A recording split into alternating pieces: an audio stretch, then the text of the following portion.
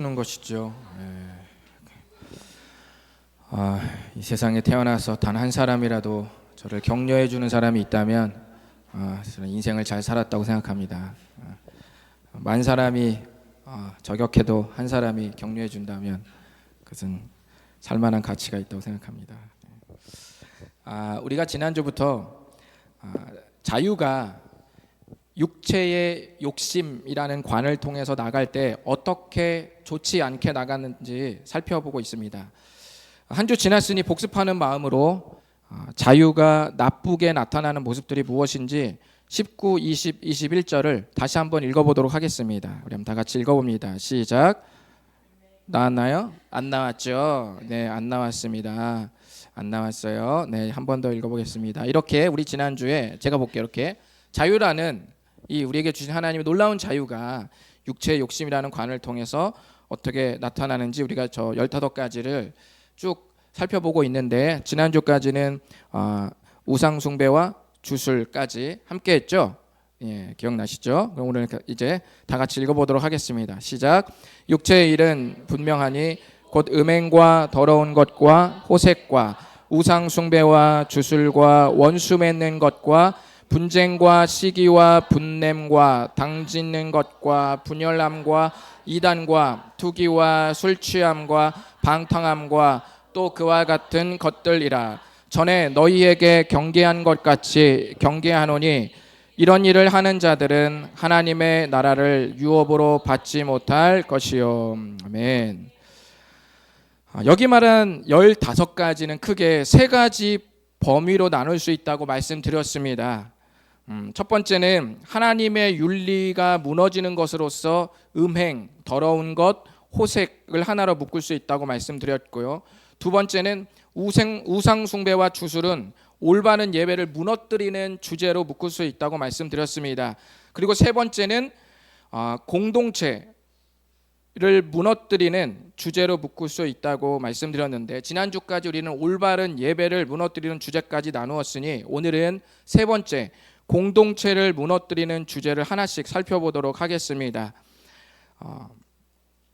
원수 맺는 것부터 분쟁, 시기, 분냄, 당짓는 것, 분열함, 이단, 21절까지의 투기까지 우리의 모든 관계 속에 맺어지는 결과물들이고요. 그리고 술 취함과 방탕함까지 연결해서 함께 살펴보도록 하겠습니다. 원수 맺는 것 떴나요? 우리 한번 읽어보겠습니다. 시작. 네, 원수 맺는 것이란 뜻은 반복된 갈등으로 굳어진 미움이에요. 갈등은 서로 의견이 안 맞아서 막 얼굴 찡그리고 싫어하는 걸 말하는 거예요. 자, 반복된 갈등으로 굳어진 미움입니다. 처음에는 친구였어요. 처음에는 동료였습니다. 처음에는 교회 가족이었어요. 처음에는 너무 좋은 사이였습니다. 처음에는 성도였어요. 처음에는 목사님이었고, 처음에는 집사님이었고, 처음에는 청년이었고, 처음에는 너무 좋은 학생이었습니다. 그런데 시간이 지나니까 슬슬 피곤해지기 시작했습니다. 게다가 이따금씩 다투고 이 서로 의견 대립이 일어나고 갈등에 휘말리기 시작합니다. 그럴 때 우리 마음속에 이런 화학작용이 일어납니다. 옛날에 갈등할 때는 그 사람에 대해서 대체로 사랑하는 마음 안에서 조금 서운하거나 싫었거나 짜증이 나는 정도였습니다. 그런데 이런 갈등이 계속 되다가 그런데 지금은 그 사람, 그 친구에 대해서 내 마음에 남아있는 것은 미움밖에 없습니다. 이따금씩 교회에서, 직장에서, 사회에서 그를 만날 때 베푸는 친절 표정은 내가 인간으로서 사람으로서 해줄 수 있는 최소한의 매너만 지킬 뿐이고 그를 향해서 남아있는 내 마음의 사랑의 온도는 완전히 꺼져버린 상태입니다. 이때의 마음 상태는 그 사람에 대해서 신경을 완전히 끈 상태입니다. 마치 이제 잘 시간이 되어서 집안 모든 전등 스위치를 오프 상태로 해놓은 것과 같습니다. 이제 더 이상 그 사람은 내 마음에 원수가 되었고 사랑의 스위치를 켤 필요가 영원토록 없는 그런 인간이 되었습니다. 이것을 우리는 원수 맺는 것이라고 말합니다. 다음은 무엇일까요? 우리 분쟁 함께 읽어보겠습니다. 시작. 네, 분쟁은 싸우려는 태도로 문제를 대하는 것입니다. 싸우려는 태도로 읽은 건 아니죠. 네, 자, 싸우려는 태도로 문제를 대하는 것을 말합니다. 그냥 말할 수 있어요. 그리고 좀 부드럽게 온화하게 얼마든지 해결할 수 있는 일도 날카롭게 그 문제를 대하고, 그리고 경직되고 싸납게 그 문제를 해결하려고 달려드는 겁니다. 관계가 찢어질 것을 각오한 말싸움을 말합니다. 관계가 무너지면 교회 나오기 정말 어렵습니다. 하나님만 바라보고 교회를 나와라 라고 하는 분도 있죠. 하나님만 바라보고 나와라. 근데 틀린 말은 아니지만 사람을 통해서 우리가 은혜를 경험하잖아요. 하나님께서 사람을 통해서 역사하시잖아요. 그러니까 사람하고의 관계가 완전히 무너져 버리면 하나님과도 올바른 관계를 맺기가 어렵습니다. 그런 의미에서 분쟁의 태도는 꼭 피해야겠습니다. 시기 읽어보겠습니다. 시작. 응원 대신 질투하는 것. 시기는 격려와 응원 대신 질투하는 것을 말합니다. 옆 사람, 함께 교회를 나오는 가족들이 잘 되면 좋은 거예요, 나쁜 거예요? 좋은 거죠. 누가 1등하면 좋은 겁니까, 나쁜 겁니까? 좋은 거죠. 누가 차를 바꾸면 좋은 겁니까, 나쁜 겁니까? 누가 넓은 집으로 이사 가면 좋은 겁니까, 나쁜 겁니까? 땅이 넓어지면 좋은 건 나쁜 겁니까? 네, 다 좋은 거예요. 다 좋은 거예요. 우리 다 좋아. 안 좋은 거 없어요. 잘 되면 무조건 다 좋은 거예요. 연봉 올라 좋고, 지나가다가 누가 10,000원을 주셨다. 좋은 거 안 좋은 거예요? 좋은 거 다 좋은 거예요. 다 좋은 거예요. 교회 가족이 어쨌든 조금이라도 좀 풍요로워지고 풍성해지면 좋은 거죠. 그런데 그게 나에게 없는 것이면 갑자기 질투가 나는 거예요. 질투가. 또는 나보다 더 낫다고 느끼면 질투가 막 올라오는 겁니다. 그래도 배운 것은 있어가지고 웃으면서 축하는 하는데 집에 돌아오면 기분이가 씁쓸한 거예요. 영 씁쓸해. 여러분 이거 빨리 해결해야 됩니다. 상대를 진심으로 축하할 수 없으면 그 마음으로는 제가 장담컨대 어떠한 성숙한 믿음도 불가능합니다. 우리 분냄 다 같이 한번 읽어보겠습니다. 시작. 네, 우리 교회에 조절되지 않는 화가 많은 사람이 거의 없죠. 저희 교회는 조절되지 않는 화를 가진 분이 없습니다. 여러분에게 해당되지 않는더라도 좀 들어보시지요. 네, 모든 사람의 마음 속에는 사랑도 있고 미움도 있습니다. 모든 사람의 마음 속에는 사랑도 있고 미움도 있잖아요. 그런데 분내는 사람의 마음에는 기본적으로 어떤 일이 없어도 늘 가슴 속에 뭐가 차 있어요? 화가 가득 차 있어요. 사랑은 아주 미세먼지만큼 돌아다니고 그 마음 속에 아주 화가 가득 차 있습니다. 그래서 누구라도 자그마한 의견 대립이나 불편한 일이 생기면 모두 모아두었던 화를 거기다 전부 다 쏟아붓는 거예요. 네, 그게 바로 분냄입니다. 분냄. 이건 단순히 어떤 분노 조절 이런 차원의 질환 정도를 말하는 건 아니고, 어쨌든 우리 안에서 어떤 사안을 대할 때 굉장히 경직되고 나도 모르게 사나워지고 하는 그런 태도를 총체적으로 말하는 겁니다. 우리 한번 다음 읽어보겠습니다. 당짓는 것 무엇인가? 시작.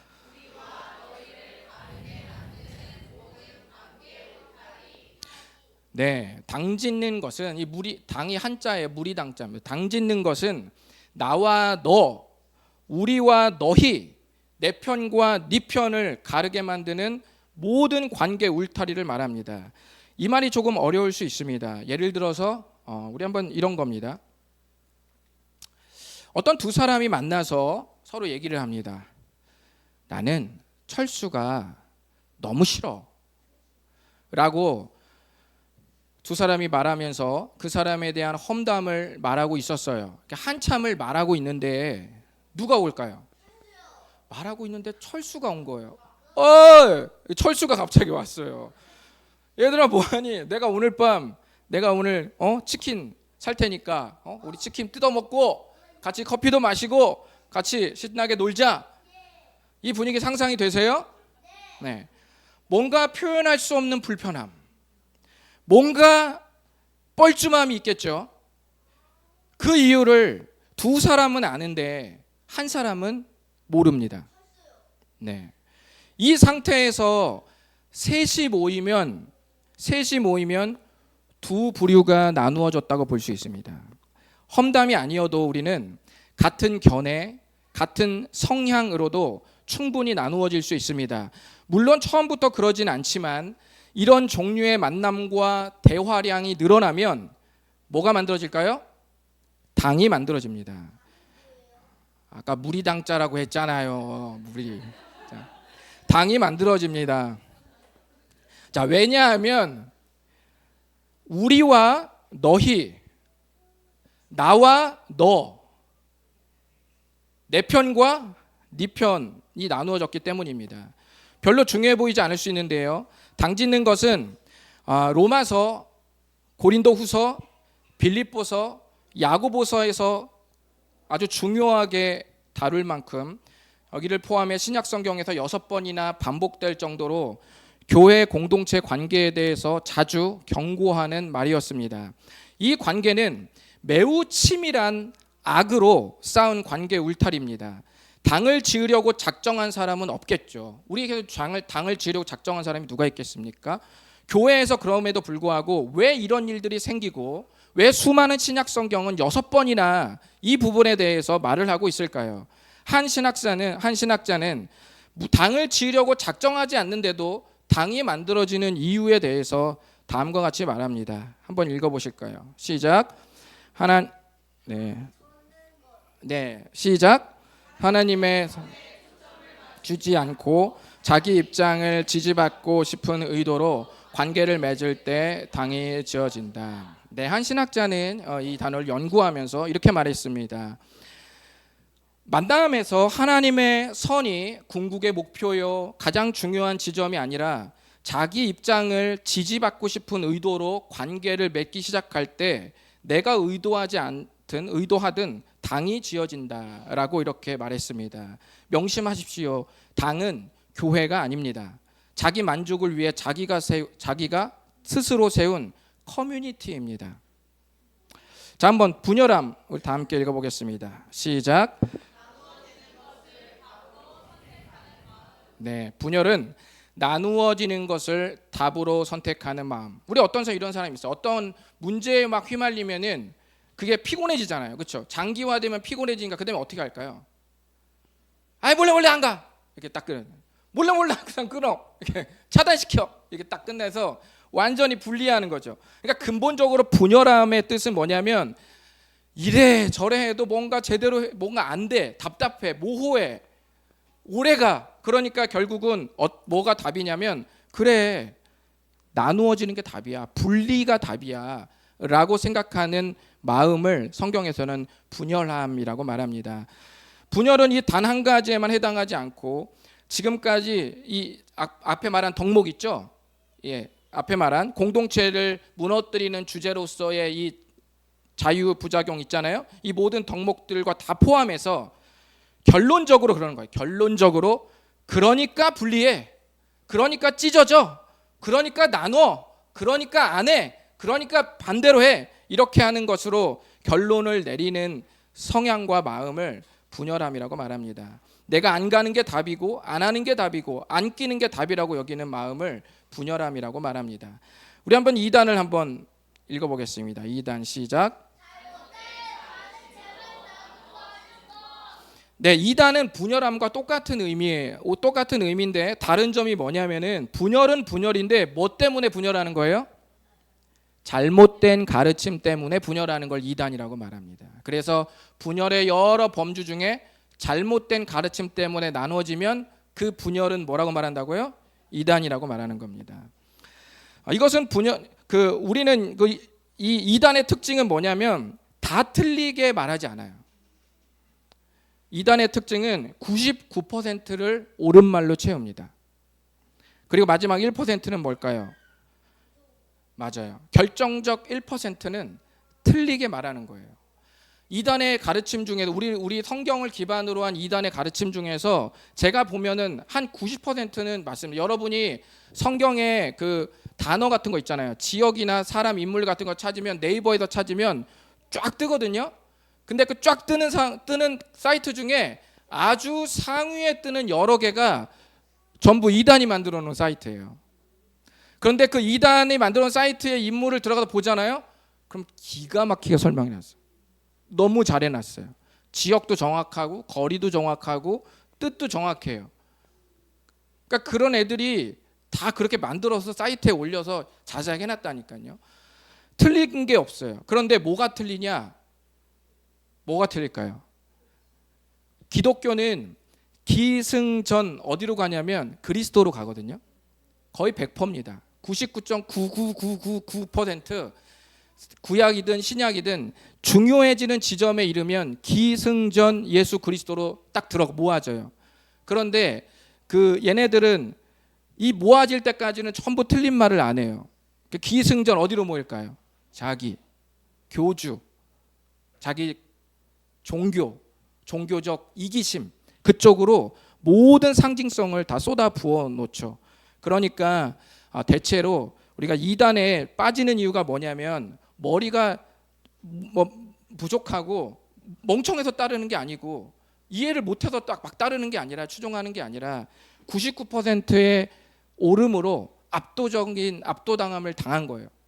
압도를 당한 거예요. 이론에 압도를 당하고 마지막 10% 남았을 때 정신이 알딸딸해진 거죠. 그때 이제 교주가 나타나면은 거의 다 받아들이게 되어 있습니다. 그것을 우리는 이단이라고 말합니다. 투기를 한번 읽어보겠습니다. 투기 시작. 네, 투기는 경쟁 관계로 만드는 악한 습관을 말합니다. 교회 가족은 어떤 상황에서도 경쟁의 구도가 만들어질 수 없고 만들어져서도 안 됩니다. 하나님은 경쟁을 붙여서 성경의 뜻을, 하나님의 뜻을 이룬 적이 신구약 성경에 단 한 사례, 단 한 문장도 없으십니다. 성경에 보면 누가복음도 그렇고 마가복음에도 있고 공이 여러 복음서에 다 있는데 제자들이 길에서 누가 더 대단하냐, 네가 대단하냐, 내가 대단하냐, 네가 더 낫냐, 내가 더 낫냐라고 막 다툴 때 예수님께서 그때는 물어보지 않고 다툴 때는 물어보지 않고 다 다툰 다음에 이제 집에 들어갔을 때 너네들 근데 길에서 서로 막 다투던 게 뭐냐라고 말했어요.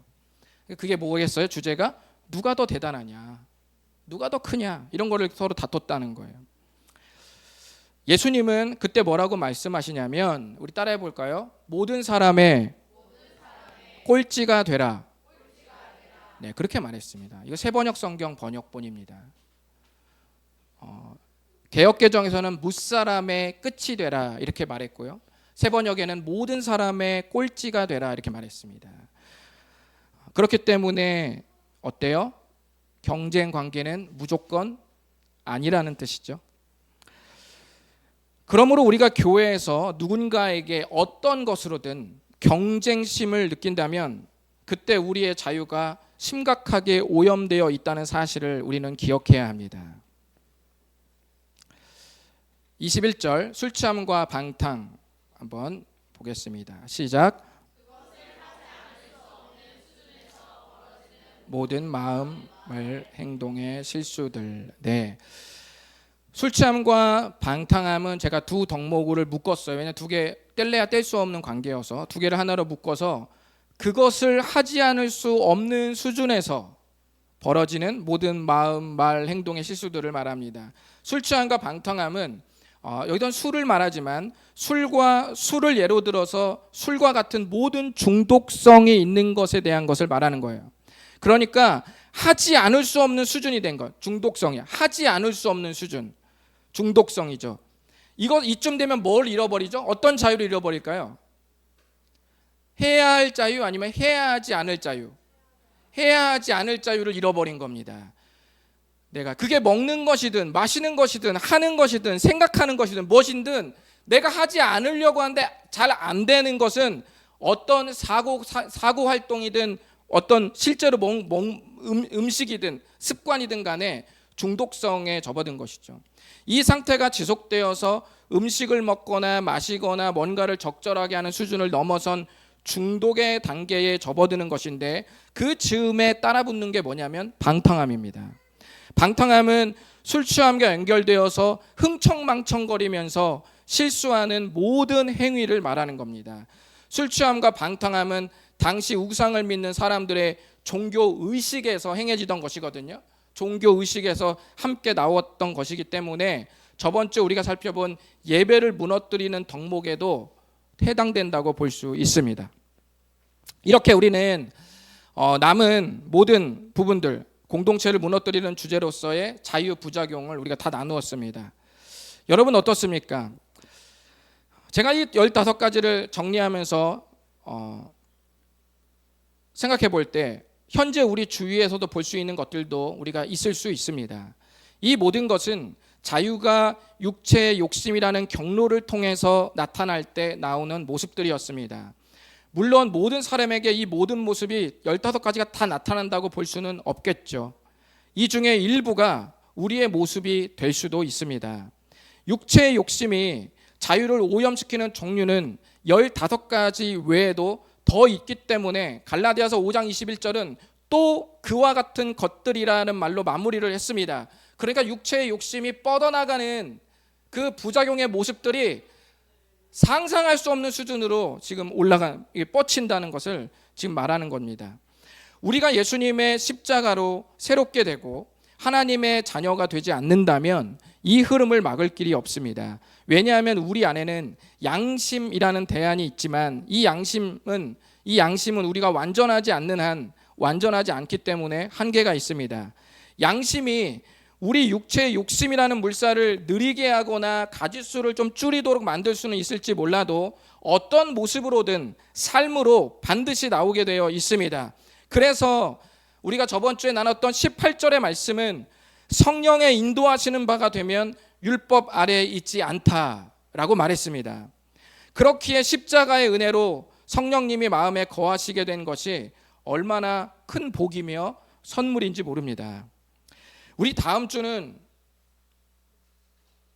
무슨 날이죠?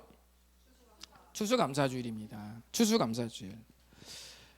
추수감사주일을 맞이해서 저는 우리 수많은 감사들이 우리 안에 있다고 생각합니다. 그런데 그 중에서 성령 하나님이 동행하시게 된 것에 대해서도 진심으로 감사할 수 있기를 바랍니다. 우리에게 주어진 자유를 아름답게 사용할 수 있는 능력이 있다는 것을 다시 한번 감사할 수 있는 우리가 되었으면 좋겠습니다.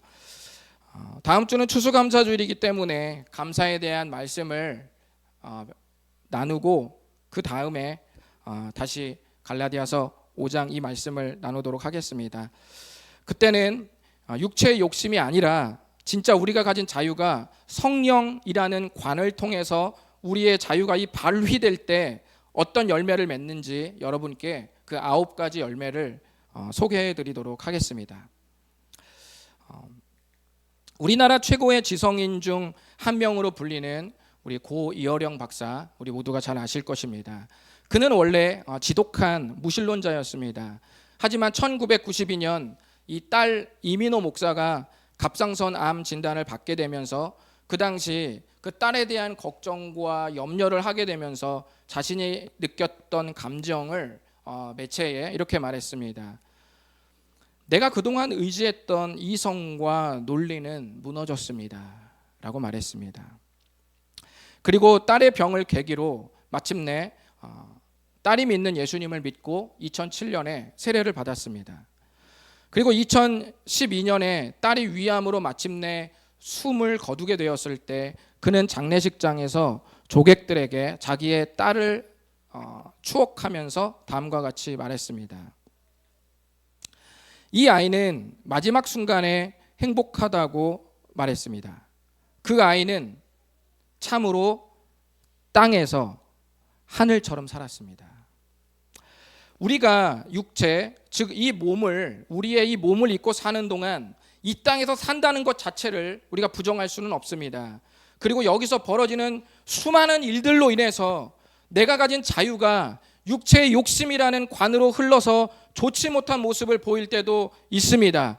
그렇지만 또 한 가지 가능한 삶도 우리에게 열렸습니다.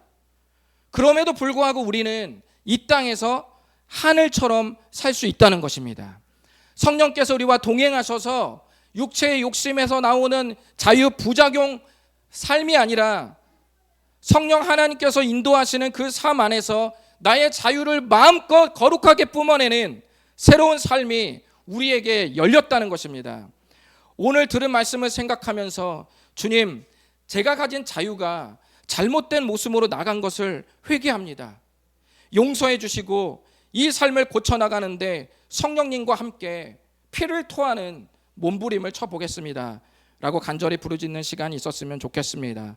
눈을 감고 이 시간 주님 앞에 기도하겠습니다. 이 시간 모두 눈을 감고 마음에 두 손을 모으고 우리 주님 앞에 이 시간 기도하며 나아갔으면 좋겠습니다. 우리가 오늘 나열했던, 또 저번 주에 나열했던 육체의 일들, 하나님께서 주셨던 고귀하고 거룩한 자유, 원래 우리에겐 자유가 없죠. 왜 자유가 없습니까? 우리는 이미 죄로 인해서 죽은 몸이었기 때문입니다. 죄로 완전히 오염되어서 100% 소생 가능성이 없었던 그 우리가 예수 그리스도로 말미암아서 그의 피가 우리의 온 삶에, 그의 피가 우리의 온 전제에 쏟아부어져서 우리의 모든 죄가 맑게 씻겨지고 우리가 예수 그리스도의 이름으로 새로운 생명을 얻지 않았습니까? 그러므로 우리에게 주셨던 이 생명 이후의 자유는 우리의 것이 아니라 예수 그리스도의 것임을 고백합니다. 나의 삶이 아니라, 나의 돈이 아니라, 나의 시간이 아니라 예수 그리스도께 나의 모든 소유가 있음을 고백합니다. 주님, 나에게 주신 주님의 모든 자유는 오롯이 예수 그리스도의 것임을 고백합니다. 주님, 그 자유를 가지고 그동안 내가 행했던 육체의 일, 자유 부작용 주님 용서해 주시옵소서. 주님, 내 안에 있었던 이 15가지 중에 단 한 가지라도 있다면 그렇게 쏟아부어졌던 나의 오물덩어리와 나의 잘못된 것들을 주님 용서해 주시고 철저하게 주님 앞에 엎드려 회개합니다. 주님, 다시금 나의 모든 소유가 되시며 나의 모든 전생애의 유일한 주가 되시는 예수 그리스도 앞에 나의 모든 생애를 내어놓습니다. 엎드립니다. 주님, 도와주시옵소서. 성령 하나님, 이 시간 도와주셔서 이 시에 내가 성령의 열매를 맺게 도와주시옵소서. 다같이 주님 앞에 기도하심으로 간절히 고백하겠습니다. 주님, 이 시간에 믿음으로 나아갑니다. 내가 살아왔던, 그리고 내가 지지받고 싶어했던 모든 삶과 모든 시간, 물질, 나의 모든 생각, 사고활동, 모든 것 주님 앞에 이 시간 엎드립니다. 주님, 나는 원래 없습니다. 갈라디아서 2장 20절에서 말했던 것처럼 나는 그리스도와 함께 십자가에 못 박혔다고 얘기했습니다. 그런즉 이제 내가 사는 것은 내 안에 그리스도께서 사시는 것이라고 말씀하셨습니다. 그리고 이제 내가 육체 가운데 사는 것은 이제 내가 내 몸을 입고 이 땅 가운데 나의 이 물질적인 생명, 심정지가 다하기 전까지 내가 사는 삶은 나를 위하여 자기 몸을 버리신 하나님의 아들을 믿는 믿음 안에서 사는 것이라고 말씀하셨습니다. 오 주님, 나의 모든 의식주가 주께 있습니다. 오 주님, 나의 모든 생애가 주님께 있음을 고백합니다. 주님이 주신 이 아름다운 교회 공동체를 유지하며 주님이 주신 이 아름다운 교회 공동체를 철저하게 보존하며 우리 모든 하나님의 사람들이 하나님의 나라를 선포하며 이 땅의 진정한 왕이신 예수 그리스도를 선포하며 주께 믿음으로 나아가겠습니다. 주님, 도와주시옵소서. 자유라는 나의 관을 통해서 정말 거룩한 것들이 나가게 도와주시고 거룩한 화학작용이 일어나서 나의 삶이 하나님 앞에 예배스러운 삶이 되게 도와주시옵소서. 나의 삶 자체를 예배로 부를 수 있는 삶이 되게 도와주시옵소서. 그동안 나에게 가졌던 아버지 모험, 미움, 다툼, 시기, 질투 모든 것들 주님, 나의 부정적 모든 마음 난 주님 앞에 다 내려놓고 예수 그리스도의 고귀하고 성결한 그 이름 앞에 나의 인생과 나의 존재를 주님 앞에 이 시간 나아갑니다. 주님, 엎드립니다. 주님, 도와주시고 하나님께서 우리를 회복하시는 그 성령의 약속을 믿으며 다시금 희망차게 나아갑니다. 주님 도와주시옵소서. 하나님 아버지 이 시간에 역사하여 주시옵소서. 주님 도와주시옵소서. 함께하여 주시옵소서.